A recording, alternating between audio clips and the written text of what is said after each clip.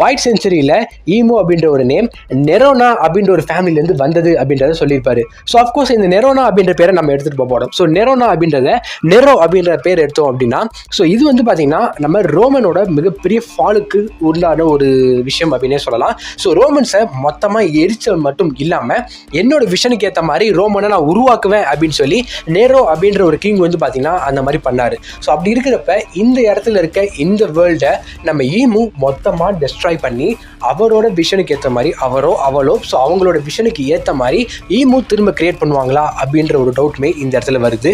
Of course உங்களில் எல்லாருக்குமே தெரிஞ்ச ஒரு விஷயம், ஈமுவோட பேரை திரும்ப போட்டிங்க அப்படின்னா உமி அப்படின்றது, அண்ட் உமி அப்படின்றது வந்து பார்த்தீங்க அப்படின்னா சி அப்படின்றதுக்கான அர்த்தம் ஜாப்பனீஸில்.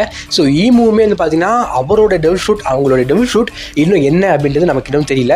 அவங்களே ஈமுவே யாருன்னு சொல்லி நமக்கு தெரியல, பையனா பொண்ணா அப்படின்றது கூட நமக்கு இன்னும் தெரியல. ஸோ ஒரு பொண்ணாக இருந்தால் இன்னுமே செமையாக இருக்கும்னு